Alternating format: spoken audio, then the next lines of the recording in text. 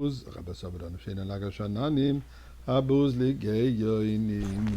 friends, I'll give some tzedakah. Excellent tzedakah today, special day, Pesach Sheni. Good Yom Tov.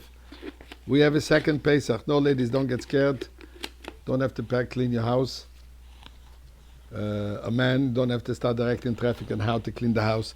Pesach Sheni is the second Pesach. What does it mean? So it's the day that in case somebody was unable to do the original Pesach a month ago, the meaning couldn't bring the Korban Pesach in the time of the Beis HaMikdash, the Paschal Lamb, so God gave a second chance.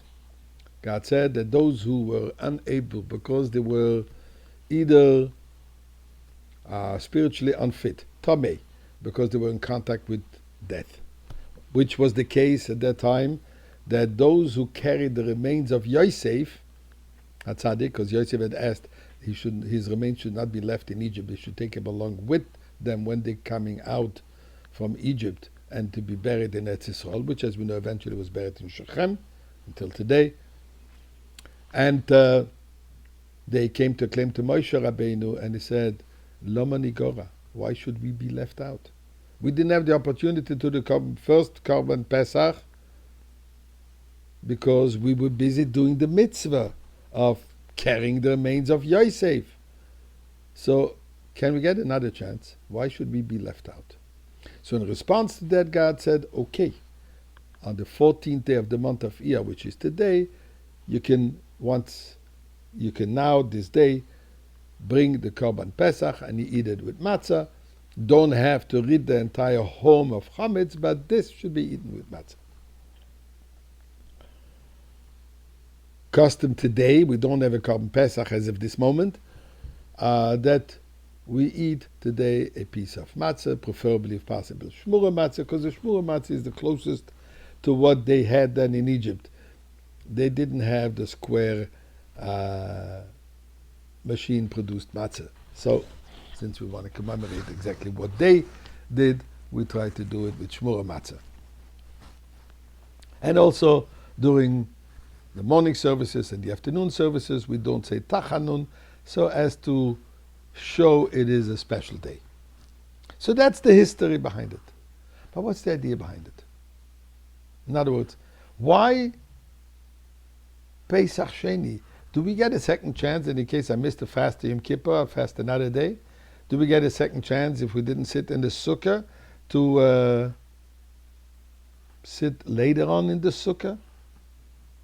What's so special about Pesach, about the Korban Pesach, about the holiday of Pesach, that they came and said, Lama Nigora, why should we be left out?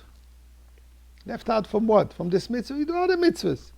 You were not obligated because you were tamei, so you're exempt. What's this tremendous desire for this mitzvah, and that God goes and changes the law and adds another mitzvah, the mitzvah of Pesach Sheni. In fact, Moshe Rabbeinu didn't know what to tell him. He had to specifically ask God, what am I telling them? In other words, there's something over here that due to their desire, due to their quest, due to their request of Pesach Sheni, God consented and said, okay, I will give it to you. What does all this represent?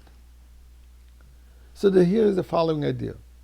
The previous Rebbe says that Pesach Sheni teaches us that we have a second chance. We can always make up. We can always fix things. But again, what specifically about Pesach? Now the answer is very simple. What does the Paschal Lamb represent? Basically represents freedom. The inner freedom. Although they were still in Egypt the first time when they did it, but they defied their own masters while still in bondage, while still in Egypt. Took their masters, the Egyptians' idol, and sacrificed it for God, offered it to God. That's an act of defiance which represents inner freedom. They were still externally slaves. They couldn't leave from Egypt yet. But they were able to reject the bondage of the Egyptians' imprisonment on them physically, but emotionally, spiritually, intellectually, they became free. So the Jewish people came and said, if I didn't do it the first time, I doomed forever to be an inner slave? A slave to what? To society? To external influences? So God says, now that you're asking for it, your desiring is a sign that you're capable of doing it. So I will give you the chance. And the message is for us today. Although we're physically still in bondage, we have to reject the external pressure, the external influences. We should not allow our life to be affected by trends of society, but stay committed to our mission, which is perfecting this world and bringing about Mashiach now.